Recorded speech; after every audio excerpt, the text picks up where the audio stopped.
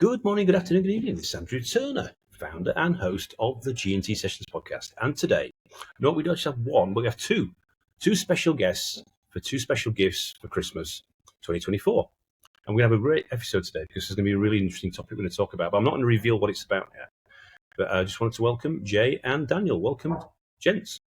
Thanks, Andrew. Good to see you. Yeah, thanks, Andrew. And where are you both joining from today? Around the world? Anywhere exotic? I am in somewhere, well, it depends on your definition of exotic, but Brixton in South London has its exotic corners. It's a bit chilly, but yeah, looking forward to Christmas.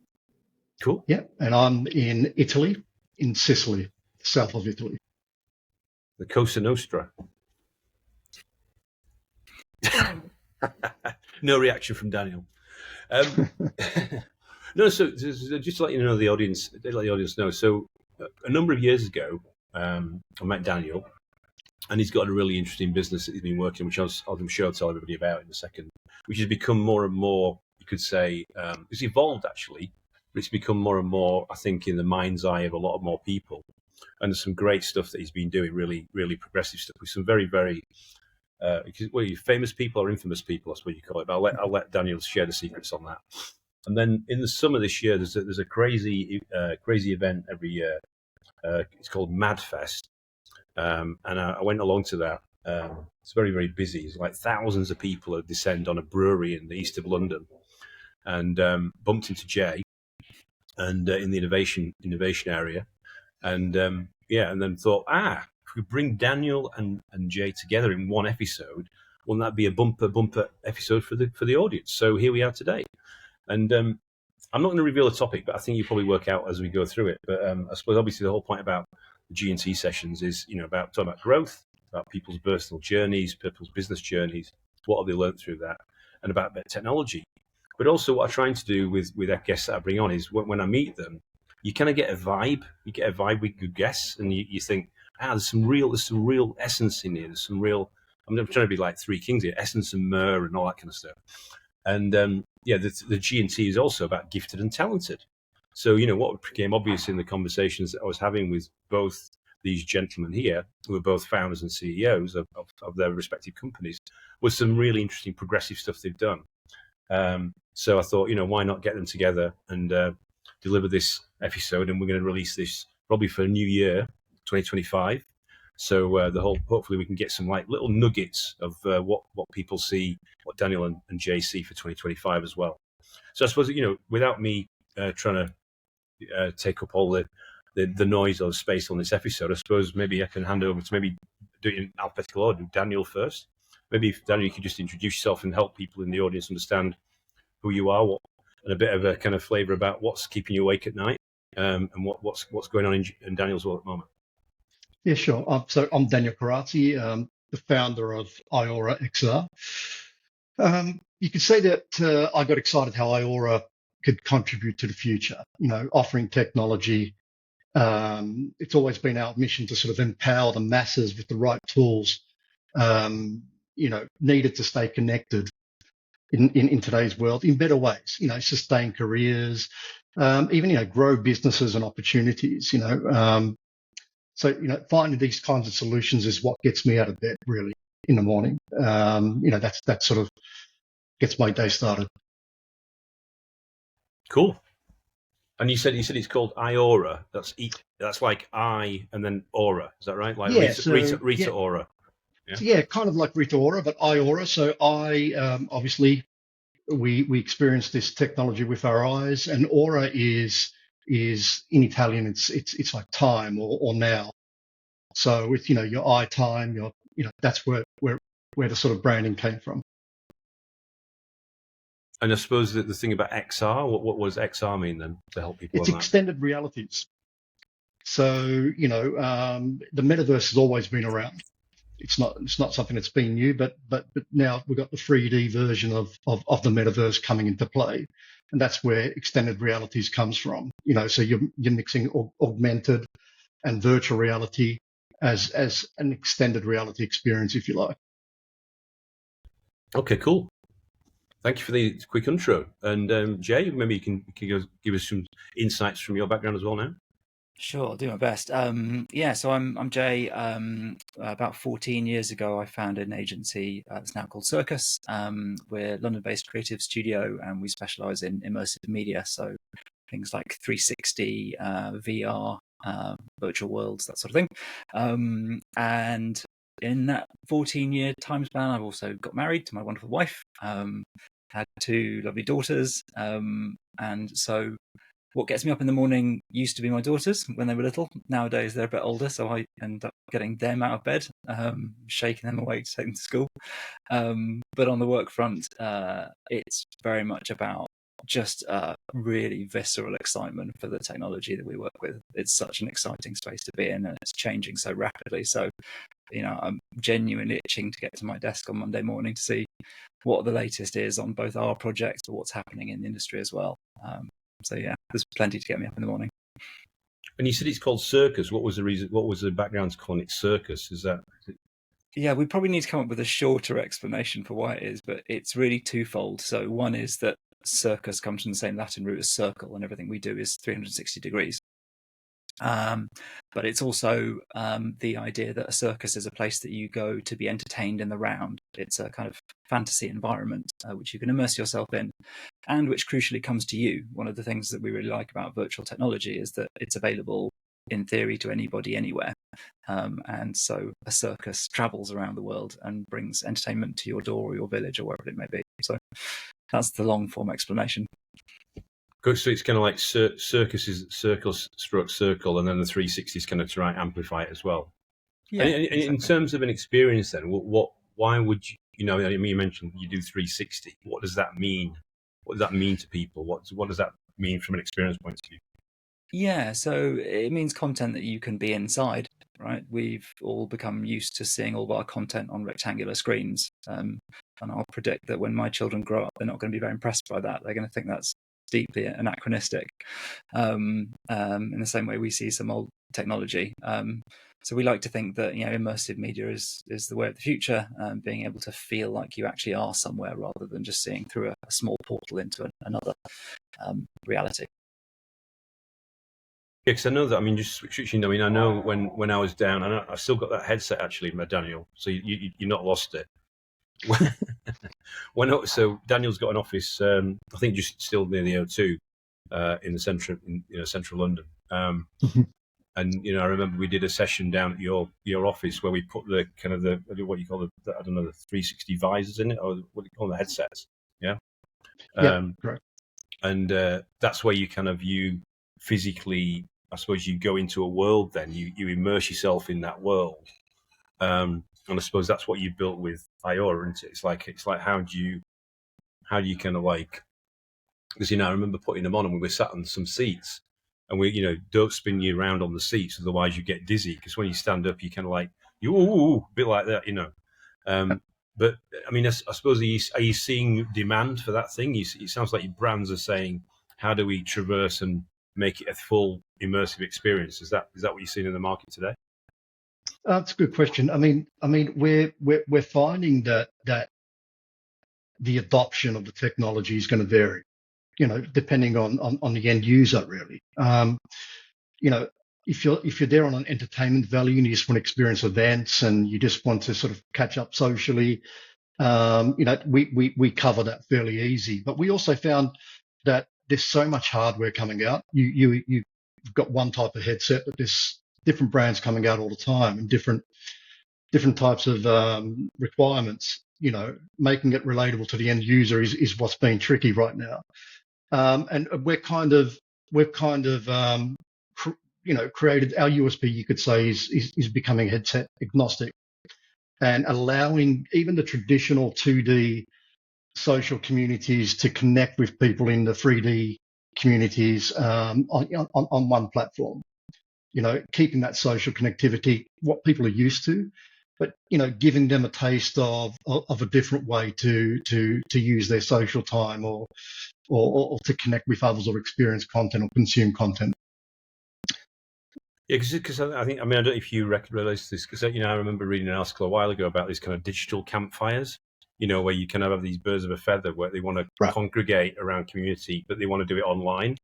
and then they want to have an immersive experience around that. Is that also what you're seeing? Is that how it Yeah, kind of manifests itself?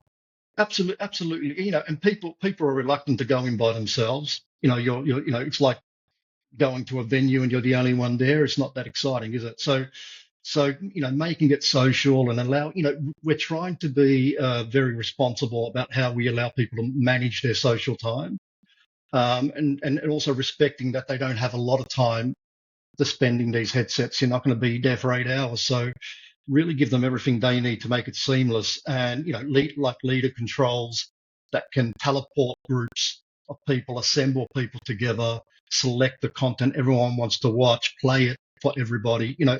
Things that make the experience a lot easier and much more exciting.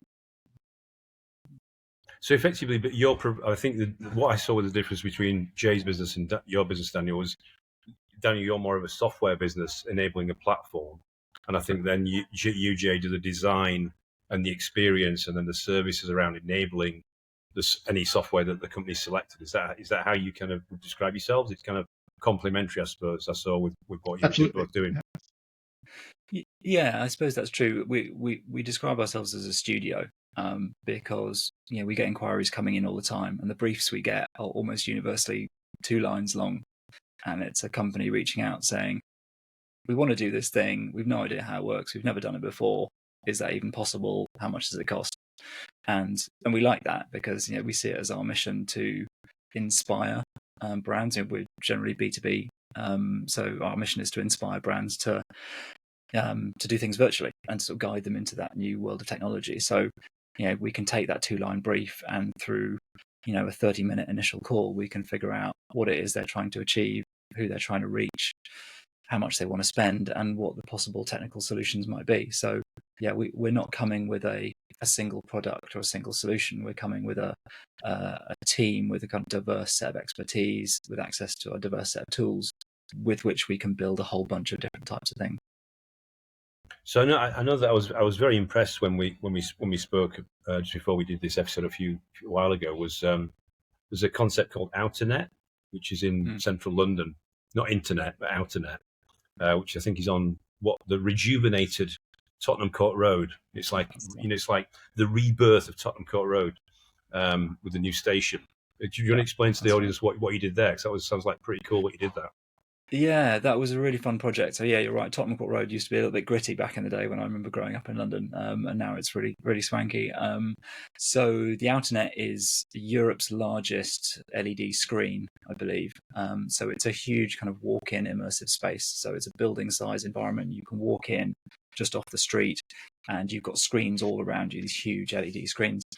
And we were approached by London Zoo, who had bought some media space in it and wanted to put some content in the OuterNet that would help drive traffic during summer, and wanted to profile one of their most popular animals, which is the penguins. So the idea was to shoot underwater with the penguins at London Zoo.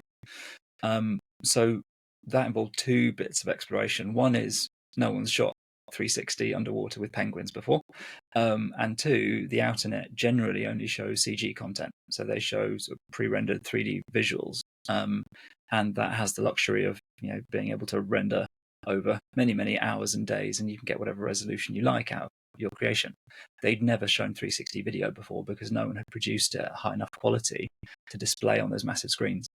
So we set ourselves a challenge to essentially bring in a custom rig, so like a 6-camera underwater 360 rig, filmed underwater with the penguins, and outputted what ended up being an 18K 360 video, which was presented in the OuterNet. So people could walk in off the street and suddenly they're underwater and these massive whale-sized penguins are swimming around them, and you've got immersive sound so that the bubble trails are passing over your head as they go. And it was really, really fun to work on, and penguins are just incredibly charismatic anyway. So it was lots of fun. And what kind of reaction did you get to that? What kind of feedback did you get from that? Was it pretty amazing? The smiles on the kids' faces were enough. On the launch day it was really fun, my kids included. But I know from the zoo that it just got millions and millions of impressions across social media. It was really successful in terms of brand building. They had a great summer off the back of it, and we're already talking about doing more with them because there's lots you can do in 360 degrees with all of the animals, and it's just of universal interest. So the raw materials in the zoo are I'm just thinking which animal's going to be next. Because you're going to be snakes or llamas or elephant. I don't think they've got any elephants there. I don't know if they've got any chimpanzees either. I suppose. Yeah. We'll have to make sure our equipment insurance is paid up in case an elephant sits on it or a lion bites the head off the camera. But yeah, that'd be fun. That's good. That's cool. That's really cool. I know also. So I know you see the thing is with Daniel. I know he's quite, kind of humble and understated about how he describes things. But one of the things I remember actually, there's a couple of things was people remember this guy CeeLo Green, the very famous New York singer, isn't it? I think with a very deep, sexy voice, chocolatey voice, and also on the other extreme, Burna Boy from South Africa. Do you want to explain what you did with those two characters, Daniel? Because I think that was pretty cool as well. Yeah, no, I mean, as we were developing the product, part of the journey was, let's get as much feedback as we possibly can from A-listers or upcoming artists for the entertainment part of it. We've been lucky to be introduced to Primary Wave in the US, who manage CeeLo, and worked on a few experiences with them. How to demonstrate what eyeora can do, and CeeLo went in front of the green screen and we created a free 360 type of show for them as well, for fans. And we also they performed around a 360 camera type of experience as well, and it was really good. I mean, we got to demonstrate how it makes production a lot easier when if you've got the tools to support that later. What we're trying to do is remove a lot of the post-production headaches, and I guess that's what we're trying to demonstrate. But it was really good filming CeeLo. It was really good getting his feedback as well as an artist at that level about what they're looking for. I think CeeLo wanted us to be in his brain at one particular time. We were trying to work that out. I think we worked it out, actually. But Burna Boy was at the Delicious Fest. We did a pilot. We were hired to go over there and film the whole festival. And there was Burna Boy, there was Babyface, a few other artists. And we basically have a multi-camera solution. And once again, it was to sort of demonstrate how you can have multiple cameras and use our studio to sort of remove the post-production headaches. Again, don't have to worry about rendering all those files together, auto-syncing all of those camera angles into one experience, allowing people to choose their favorite camera angle, if you like, when they're viewing the content. And we've been lucky enough to work at that level to fine-tune our product, if you like.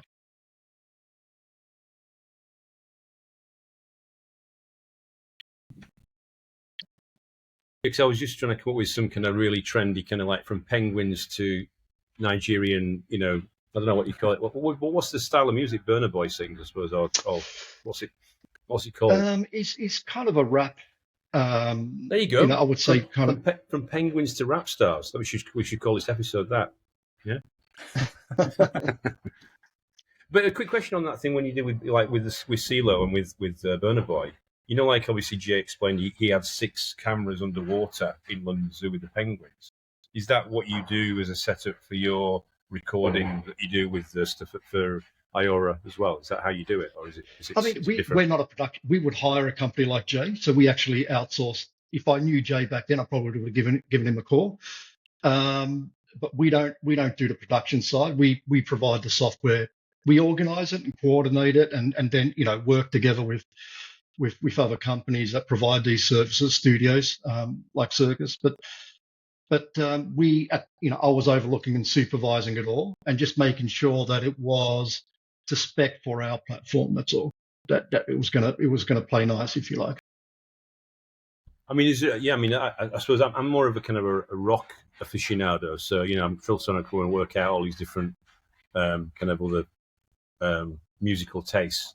So maybe if you're doing it with AC/DC or something like I'm working on that. I'm going to Australia, so I'll ask them when I'm there. But it's eyeora's is trying to trying to allow anyone to create a high quality experience at a very low cost.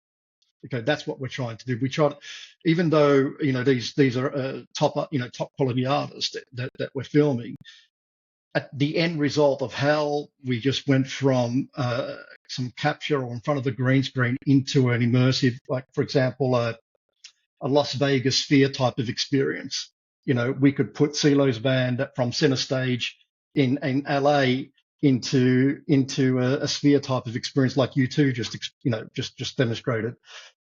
Fairly easy, within an hour or so you can create that experience, or you can put them in a stadium type of vibe with hundreds of thousands of people in the audience viewing that without them actually having to perform in a stadium. So we're trying to allow any creator, any artist, any talent out there to be able to reach or offer that kind of experience to their fan base or target audience. If that makes sense. That's interesting. Yeah. So I actually went to U2 at the Sphere in Las Vegas last December. It was absolutely amazing. I mean, just absolutely. I mean, it was absolutely packed. It cost an absolute fortune to get a ticket, but my God, I mean, brilliant, absolutely brilliant. I haven't seen that, because then they've derived this kind of, is it a film or an immersive? Is it an immersive film? I've not seen it, but they've kind of taken some of the footage from that experience and then published it in a different form. Is that what they've done?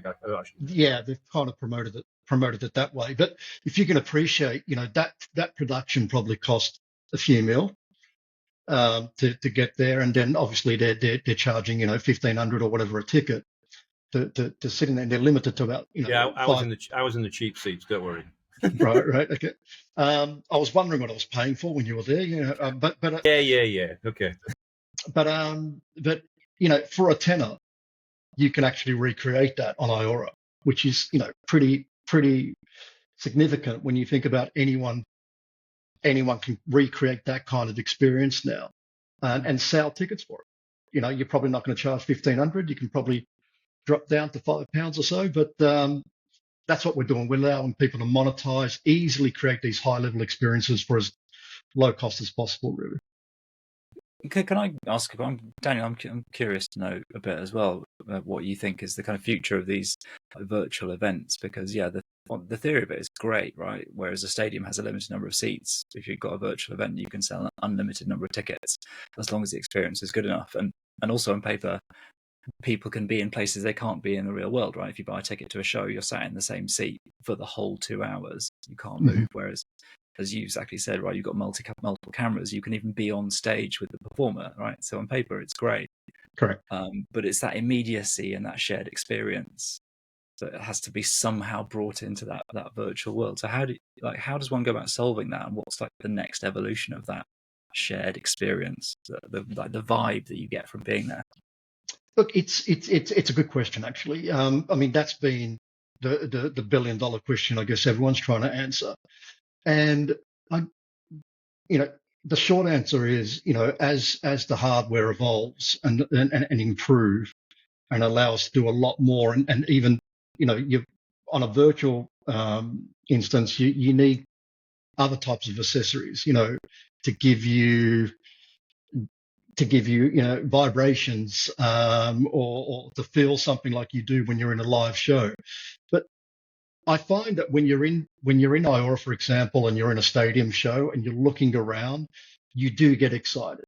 It's that excitement you get from walking into a stadium and hearing people talking and other people singing and dancing or whatever the case may be, can be replicated.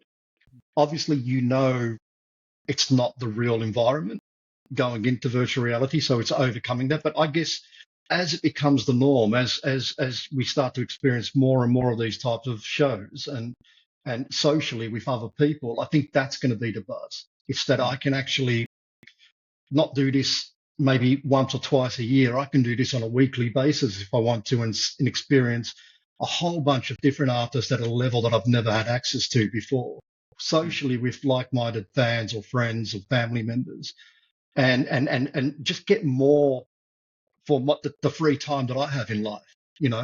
We all go to a show and say, I can't wait to go back to another one, to see another concert, or, imagine being able to do that even more, because it's cost effective and you get something, the next best thing, which is being immersed in that environment. I believe it is that powerful, and it's only going to get better as the hardware, improves.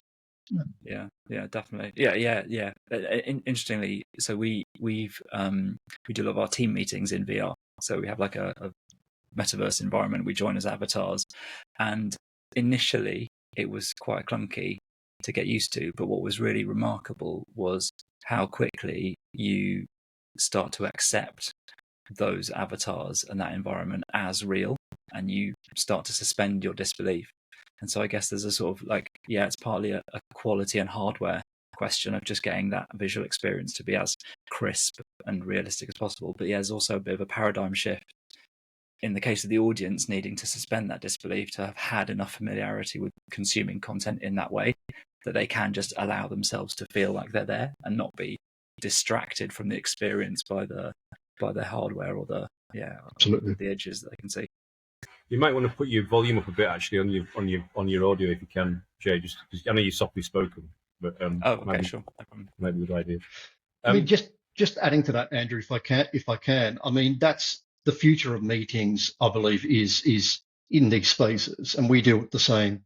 eyeora is designed for these types of meetings as well. We have private or public type of events or meetups, and what we're trying to do is allowing the boring Zoom meeting become a little bit more exciting, and detaching from your remote working station or office to an environment where you can share digital assets, content, whatever the case may be, fairly easy, and set that up in advance, and just really change the way teams get together and boost morale at the same time. That a little bit of escape from the standard environments that we all work in. And we felt that even during COVID, when we were testing these types of experiences, we felt that it was psychologically, it literally felt like we left the house. We went somewhere else. We came back as if we just were out on a meeting, conference or whatever the case may be.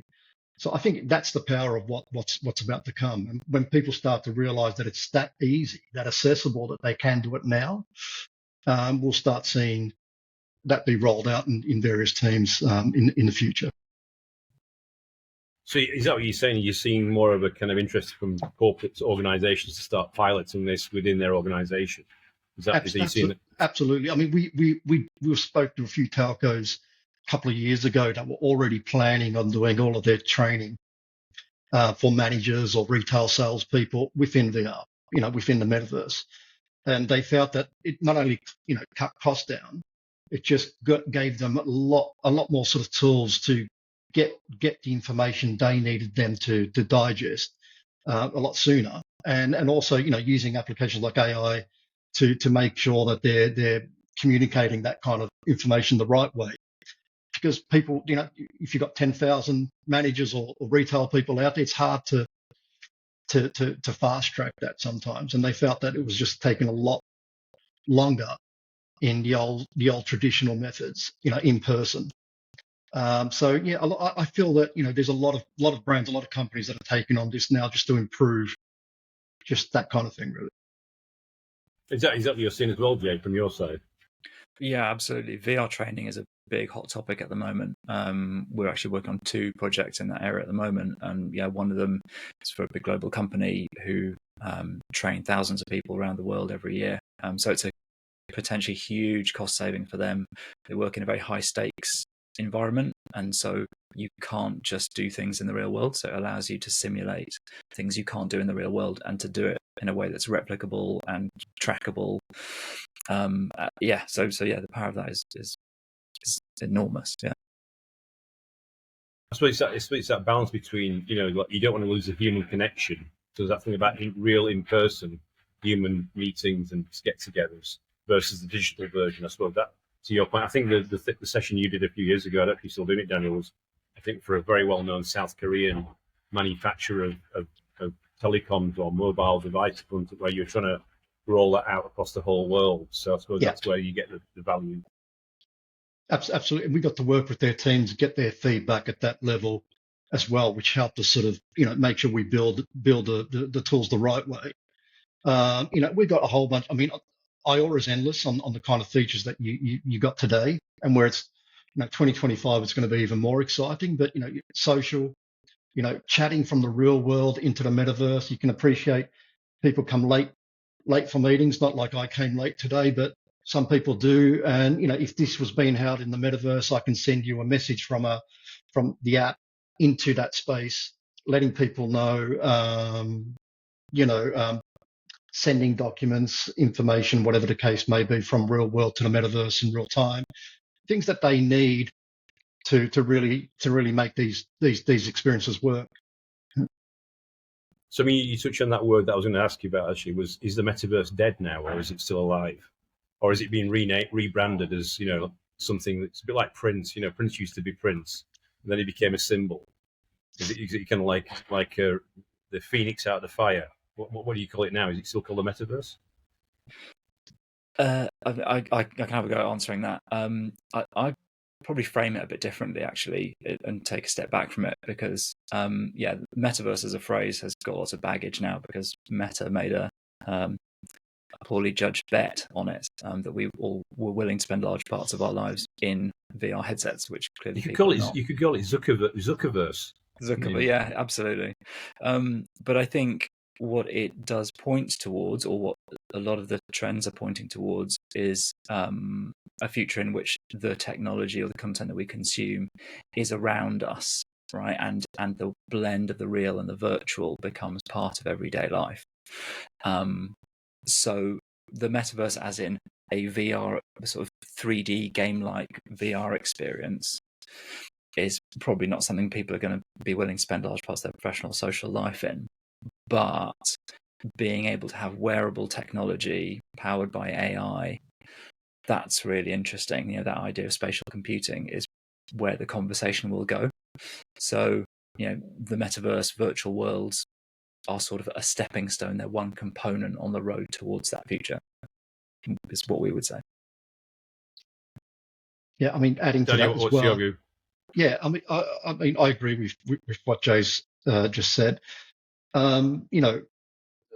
Augmented reality, combined with virtual reality, giving, Vision Pro, for example, I use the word relatable, has made it relatable again. It's made sense to people saying, okay, I'm bringing in my iPhone into a wearable right now that I have access to all of my messages, WhatsApp, whatever I need, fairly easy. I can have multiple screens in front of me. I can watch, 8K cinema content, Netflix or whatever the case is.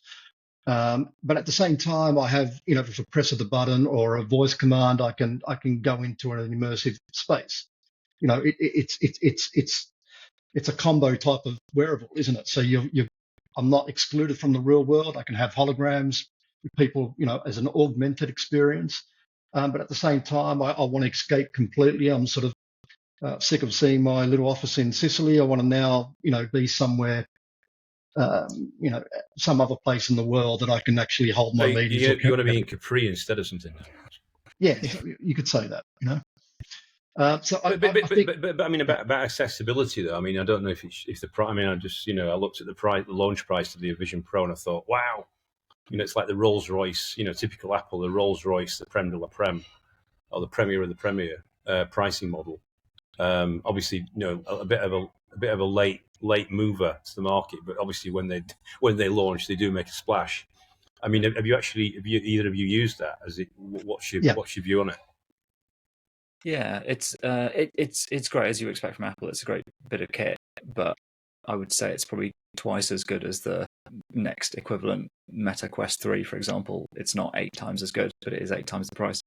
But at the same time, in the news just last week was Android XR is a new. There you go. That's the Quest 3S. Yeah, a new lower cost model. Is really good. So that's making it more accessible. But yeah, Android XR is a new device that's going to compete with the Apple Vision Pro and be lower cost. But I would argue that both of them are slightly red herrings, because already there are several brands who are making smart glasses which are not a million miles away from the glasses you two are wearing right now. So 2 out of 3 of us are already wearing glasses. Now imagine if those were powered with the same capabilities as a VR headset and AI, then you don't need anything like the Apple Vision Pro anymore. Yeah, it's too cumbersome. Yeah. But I think Apple that's saying it's definitely it. conversation. Sorry, Jay. No, that's I mean, that's definitely an enterprise unit, very high end. However, like as Jay said, the Oculus 3S is brilliant. I love it. But I also know that Google just announced their Android XR, which is coming out with a headset via Samsung. They all partnered up with Qualcomm. It's going to be a lot more affordable as well, from my understanding. I really got impressed at CES last year with Xreal, which is a wearable. I mean, the quality of their augmented experiences was amazing, very close to Vision Pro, in my opinion. And I agree, there's going to be so much hardware, so much choice out there. I guess there has to be some brand that bridges them all together, and I'm hoping eyeora becomes that brand that people become comfortable with. But it's needed. There's so many brands out there that are coming out with hardware now that I believe by in the next 5 years we're going to be sport for choice. Is that the issue then? I mean, so I suppose you're trying to become the standard platform for like being device agnostic. But do they actually? Is there any standards in this area, or are they all trying to define their own standard? Is that a complex area, or is it getting more straightforward? I think they are all approaching it differently in some ways. It's strange. I'm a big believer that this technology is going to come full circle in a way, where we kind of complain that technology has taken away our social times and our verbal skills, but the way I see it is it's going to improve so much that we're going to have all the technology that we can ever dream of to normalize, to have those normal experiences again, but just even more so. You and I could be in the same place at the same time in different parts of the world with a very high-end immersive experience, and we wouldn't know the difference. It would be like being there in person. And people are going to have standard social experiences together verbally once again, rather than texting a little mobile device. We probably will laugh at the mobile phone, in a few years' time, saying, how did we ever, do that for long periods of time? So I believe there is going to be a standard that everyone respects. A lot's been built on Android at the moment. Obviously, Vision Pro's on iOS, so it's not going to go much more than that. But it kind of makes it more accessible to the end consumer. Because I remember, like 10 years ago, I was in Shanghai. I was working in Shanghai for a while, and they had telepresence. That company I was working with. And, that was pretty impressive, but God knows how the telepresence room that we all went into. But the actual experience was amazing. It felt like you were sat next to the person. God knows how much that got set up. But I suppose the thing is about over time, ultimately you make it more accessible, and it drives the cost down to make it more usable by the masses. I suppose the question for me, though, I'm just thinking about is, what are you seeing as a segment? Because I was on a session last week with you probably know him, Scott Galloway, who's the kind of NYU professor of marketing at NYU Stern in New York. And, he was saying about, the 18 to 25-year-olds are, being, there's an epidemic of loneliness, and there's an epidemic of people being, going into themselves, not being social, living on Discord, living in video games. There's an epidemic he assesses in the US in particular around that. And I suppose, counterintuitively, does this whole XR, AR stuff, all this technology stuff, does it actually play into that rabbit hole? And does that cause a problem in the future, rather than actually, it's how this, how you develop the social skills, how you, develop the social skills for the people that are coming through, and, the children that you've all got and that we've got. How do they develop themselves? Because obviously, when we were growing up, this stuff wasn't around. You had the telephone in the corner that in the hall, you go on and you hello. It's like or the post box around the corner. Yeah. I don't know any view on that. Yeah, it's definitely something I think about a lot. Especially in relation to my daughters, and what kind of world they're growing up in, and whether this is adding to it or taking away. We're just not able to evolve fast enough to adapt, right? So there's everything from the physical expression of ourselves, body language, eye contact, through to the kind of social skills. It requires taking risks. So there's risks both in the physical world of it's necessary to go out and to sort of test the limits of what your body can do, and that's what kids are wired to do, and they're not doing that. And similarly, socially, you have to go out and experience the hard knocks of social interactions to be able to learn from them, right? And there has to be stakes to that. And when you're doing things virtually, the stakes are very low. The investment in a conversation and a friendship is so low that it's lacking in depth, right? And so the idea that relationships, although they might be more numerous because you have access to more people, and perhaps an optimistic view would be that you have access to more tribes, so people who perhaps would have been lonely are more able to access a large audience and find people with similar interests. The quality of those relationships is much more superficial. And that's what leads to that sort of more fundamental loneliness. And so it's how do we create genuine connections between people so that it's augmenting rather than cannibalizing. Any thoughts on that as well, Daniel? It's a good question, a tough question to answer actually, because with technology advancement, there's always pros and cons. When mobiles, when TVs came out, I remember everyone was excited. I can watch a show. The family used to sit in front of the TV all together, watching shows together. Eventually, everyone had their own TV and they all watched their own shows, and you're isolated in your own houses. To spending too much time in front of TVs, and then slowly we got mobile phones coming into society and isolating people even further. Right, and now nobody watches TV. Now nobody. It's replaced the TV. Everyone's become a broadcaster. Everyone does really bad selfies, and that's become the norm, right? And speak for yourself, though. Speak for yourself. And I guess the pros is that we are connected, like Jay was saying earlier. We are all connected. We've got access to more tribes, more social circles than ever before. There's good and bad influence even in social networks, but there's always a solution to every problem. We know kids, for example, are getting shown harmful content on or doing sexting or whatever the case may be, and we partnered up with a company. Andrew, you probably we introduced you to SafetyNet, who are addressing that particular issue to protect kids in the internet. So I'm a huge believer in the human potential, what we can actually do. I know we create problems, but we're really good at finding solutions at the same time. And I think it's going to happen. You can't avoid the cons to any advancement. We just have to kind of keep on pushing forward to find those solutions sooner rather than later, obviously. And they're out there, and we're going to keep on advancing, keep on finding better solutions. Once again, I believe we are going to go full circle. Right now, we can't envision it, but I'm a big Star Trek fan. Do you remember Star Trek when they used to go into their virtual? Never heard of it. Never heard of them? Yeah, I mean, they're a good show. You'd like them. I'll send you some links.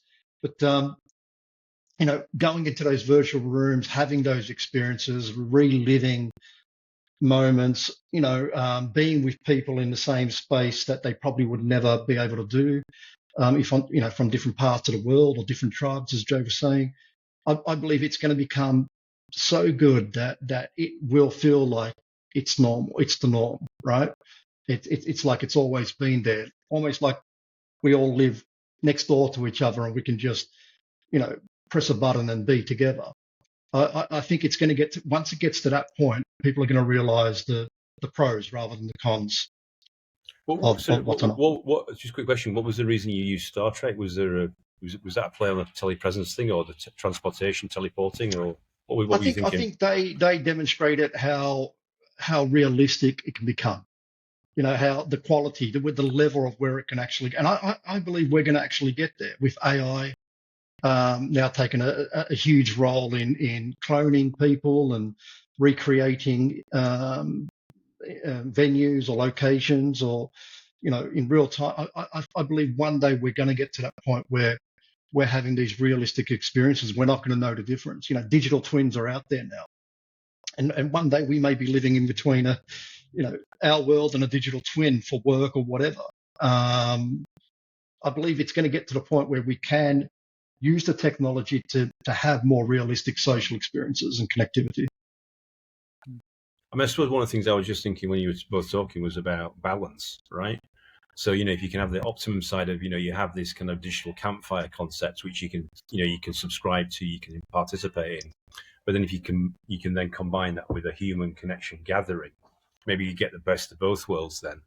And you don't disconnect and develop. You have an opportunity to develop those skills, which is nothing like being physically in person. Because, you know, I think if you have one extreme or the other, you know, you could get overwhelmed with it.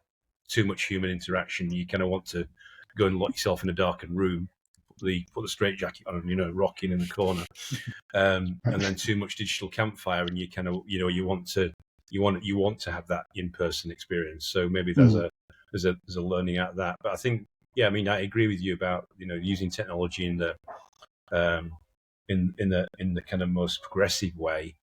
And obviously, you know, I'm not thinking about Terminator there. I'm thinking about something a bit more. I don't know. I'm not even thinking about. I was thinking about Minority Report or Terminator, but I'm just thinking it's both as bad as each other. But you know, maybe you should ignore everything that was out of Hollywood. But anyway, yeah, I don't know. What else was it? I was just also thinking about, you know, space. Space Odyssey? You know, with HAL. You know, I was just watching a little clip on Instagram where the guy was trying to negotiate with HAL, and he basically was saying, "No, I'm not doing that." I was thinking, "Oh my God, here we go." So that question actually, what Hollywood movie is a good representation of what the future of technology should be, or are they all doomsday scenarios? Yeah. Not to put you on the spot, but, you know, I will do. Actually, my wife and I saw one recently that's not a new movie. I think it's called Her. Have you seen that one? It's Joaquin Phoenix. Oh, yeah. With Scarlett Johansson. AI assistant. And I think probably when it was released, I want to say 2014, but that might be wrong. It probably seemed a bit pie in the sky. But we watched it recently, and it was really, really absolutely on the money, isn't it? Yeah. As soon as your Alexa or your, you know, Siri or whatever it may be, your Google Home speaker is properly AI powered and can learn about you, as they're already doing, like that technology, and can produce a realistic sounding. But don't you think that the funny thing was, the twist at the end of that was that she was speaking to like 10 million individuals at the same time? Yes, exactly.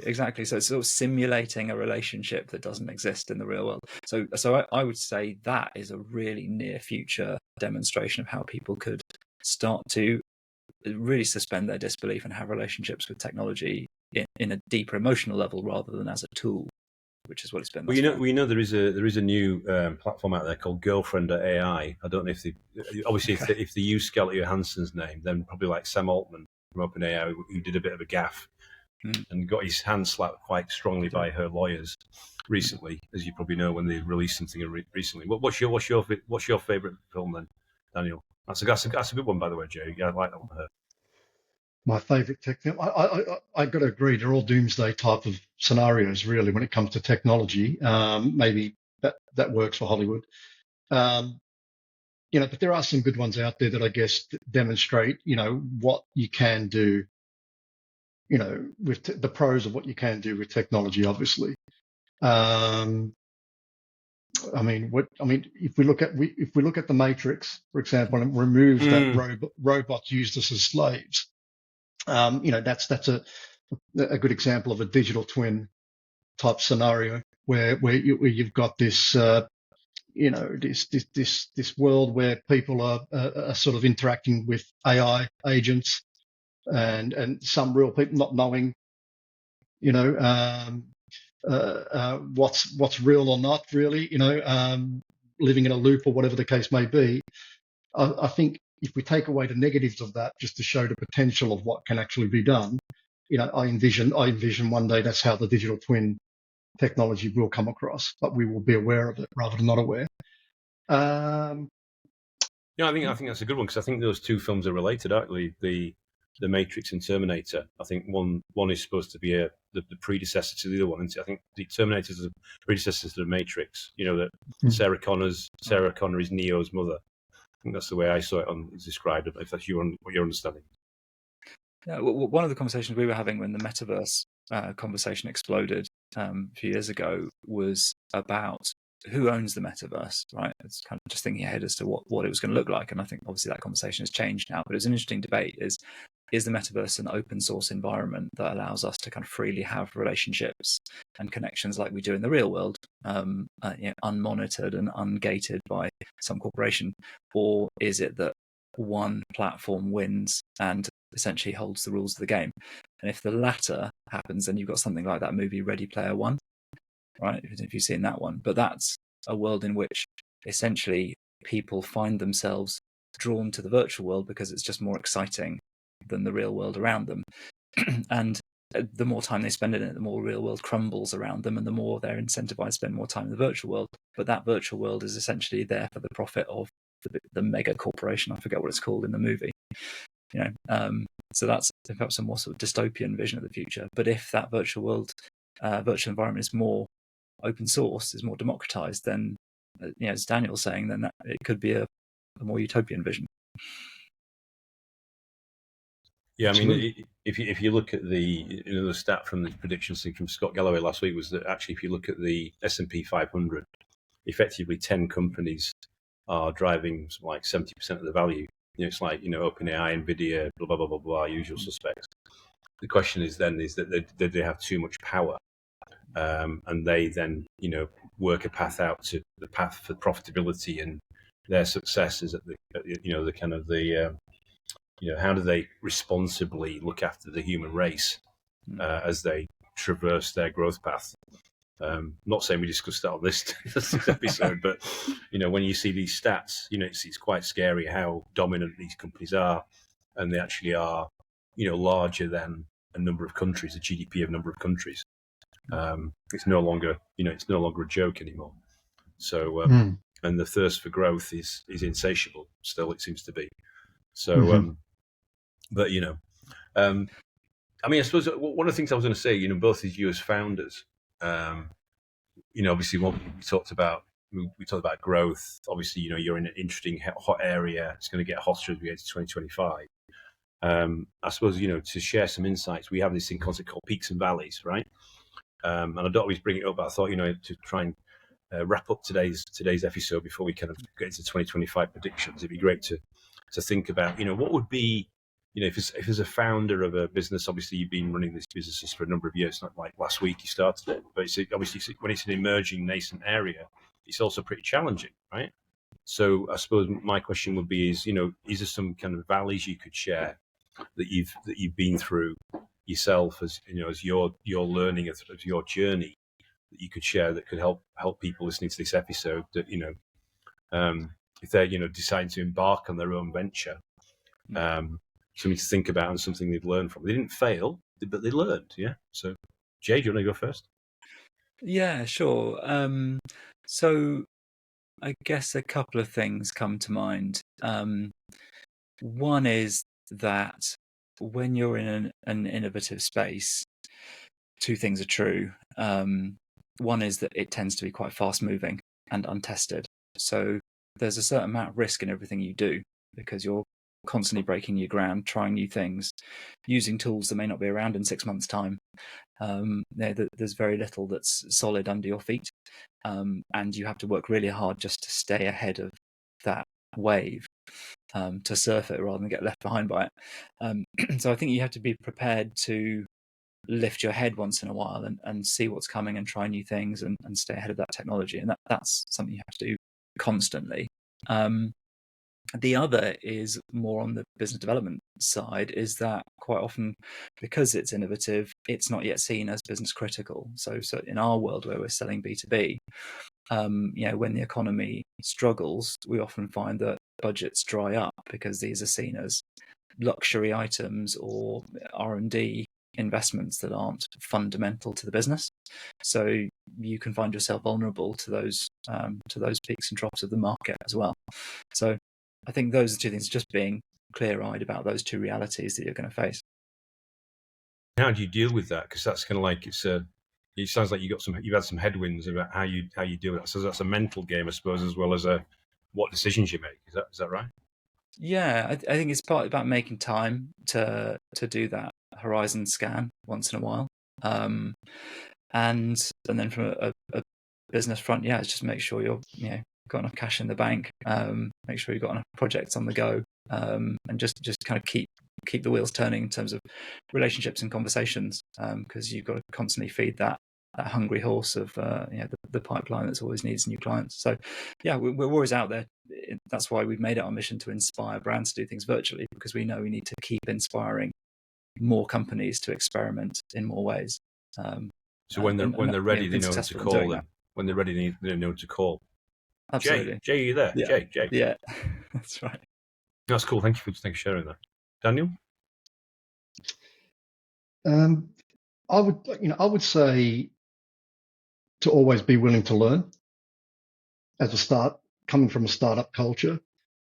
Just always be open to learn from the successes and the mistakes and failures that you may come across. We've had a lot of peaks in eyeora. We've got patents approved. We've got investors on board. We've forged a lot of different partnerships, you could say, and we built a really good team, to date. But that wasn't straightforward. Obviously, the valleys were, you could say, came from R&D delays that put pressure on teams and certain team members. The wrong hires, for example, which burns cash. If you hire wrong and then have to redo it all over again. I would say just to keep on being open to learn from those mistakes. Try not to repeat them, obviously. And you'll find that eventually you'll get the right people around you, the right team in place that understands what you're trying to do, and understands the kind of culture that you're building, and as well as the opportunity that's in question. So that's what I would add to it. Cool. And I suppose given we are, as I said, I don't know if the phrase romping is probably the right phrase, but I'm going to use it anyway. All right, we're traversing in the metaverse, in the AR VR world. I suppose in terms of like looking into 2025, do you see that as being a kind of are you seeing a tidal wave of things going to happen in 2025, and what would be the things that you would see organizations need to think about as they go into 2025, and individuals, what are the opportunities you can see out there, and what's your predictions, if anything, you want to share for 2025? Daniel? Okay. For eyeora, we've spent 2024, 2023 really forging some really strategic partnerships. And these kinds of partnerships I'm talking about take a lot of time to get in place, and we kind of tailor our solution around what they're looking for, and we're excited about 2025 because I believe it's going to be the year that starts to see how the technology can be used to sustain a career, for example, to generate new revenue streams, to expand target audiences beyond traditional sort of mobile devices or PCs into different types of communities. I feel I'm pretty excited, really excited about what's about to happen. I can't go into too much detail about them, but you're going to start to see, past events come back in a bigger and better way. A-listers using the technology like you've probably haven't seen them used to date, and having access to the artist or brands or companies that you love, even more so. So I'm pretty excited about that. Yeah, because I think the stuff you did a few years ago with CeeLo and obviously the Burna Boy, etc. It's kind of like those are kind of the early adopters, you could say. But now what you're saying is that you kind of seeing some more mass market realization is actually potential with it. Yeah, absolutely. I'm seeing some C-suite decision makers taking it very seriously now. And they've kind of gone through the pilot phase, if you like. They've gone through the part of experimenting, seeing what's possible, and kind of have set their criteria of what they're wanting to use it for. And this is not going away. This is not something that's going to disappear. It's like the mobile phone. We're at the start. I believe we're just seeing what's possible right now. There's companies like ours that are now leading the way, if you like, on showing what's possible. I believe we're right at just like we're at the start of app development for mobile devices. We're understanding what's possible out there, and the hardware will catch up to our expectations and requirements. And I believe we're going to start to see real user cases that are going to make sense. That relatable type of word that I was using earlier to make it as an adoption option for 2025. I think we're going to start seeing this scale even further. And I shared a link the other day on LinkedIn where Meta hardware, Meta headsets are at the same level as where iPhone was when they first came out. The mobile devices, they're selling just as fast, if not taken over. What, 2007? Sorry? 2007. You mean the first iPhone? You mean the first iPhone? So as the iPhone came to market and people started to adopt at that level at a higher price, we're seeing them pretty side by side in numbers. So people may be feeling it's not actually scaling. It's not. There's no growth there, but it's actually moving a lot faster than what people think. So, and I think 2025 is going to be a significant year to even scale that adoption further. Yeah, I suppose hopefully we don't just end up putting more money into those few companies that we talked about a bit earlier. I suppose hopefully we can get some breakthroughs from other innovators, so it doesn't just become the usual suspects. But no, thank you for that. Thank you for that, Jay. Any thoughts from you, Jay? Yeah, absolutely, loads. But I'll try and be brief. But it's a really exciting time, as Daniel says. The way we see it is that virtual technology has sort of been through its hype cycle already. So I'm sure you've seen the curve, but the idea that new technologies essentially go through this hype cycle where there's lots of excitement about them. It's going to change the world for better or worse, whatever it may be. And then it can't possibly live up to that hype. So you get this what's called this valley of disappointment or disillusionment, something like that, where everybody sort of the trough of disillusionment. Yeah, exactly. That trough of disillusionment. Thank you. But then it finds its feet, right? Then it climbs back out of the trough via identifying in people's minds its killer apps, its use cases, right? And it finds a place in day-to-day life and becomes part of the furniture of our lives. And so a lot of things like VR, virtual reality, for example, are on that happy path now. They've found their killer apps. They've found like we talked about VR training earlier. We've talked about immersive entertainment, VR gaming. The hardware is there. Adoption is finally achieving the pace that we always hoped it would. The content is there to support it. The money is there to develop new content. And that creates a kind of virtuous cycle where the better content there is, the more people will buy it. And that will then fund the next round of content. So that virtuous circle is turning, and we're seeing demand for VR, going up dramatically over the last 12 months and predicting it for the next 12 months. So that's really exciting because people are starting to see that it has real value. Similarly, like interactive experiences, particularly via the web. So we always talk about the fact that the web is sort of anchored to a print publishing mindset. We think of web pages as pages, so it's like 2D surfaces onto which you put text and pictures and video, and you scroll through it like you would a printed page. But actually, there's no reason that the web has to be conceived that way. There's no reason you can't think of your screen as a portal, right, into a world that lives on the other side, that's there for you to immerse yourself in, interact with, play with, and so on. And again, there's so many use cases of that happening now that brands are finding ways to use it.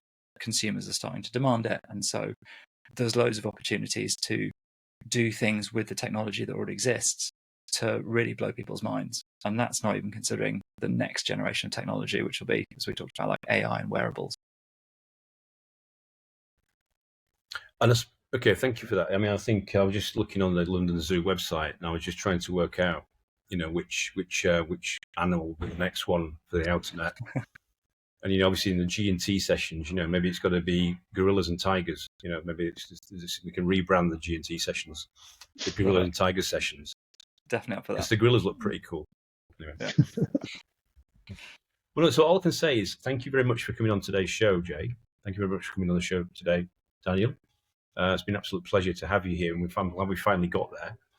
And I know in 2025 we should have another session where I know we talked about doing a green screen version of it, like even an immersive pod. We're the first ever in the whole history of the G&T sessions doing an immersive experience when Daniel's back in Londinium from his Sicilian island, and maybe we can do that. But been a pleasure having you on the show. That was Jay, Scott-Nicholls, founder and CEO from Circus 360, and Daniel Corazzi. Yep. Corazzi. Okay, see, I'm not got the accent, but Corazzi from eyeora XR, and that was Andrew Turner from the G&T Sessions podcast. Have a lovely day, and have a lovely Christmas, and happy holidays to all my lovely audience and guests. Thank you very much for coming on the show. Thank you. Thanks for having me. And you, Andrew. Thanks for having me. Thank you.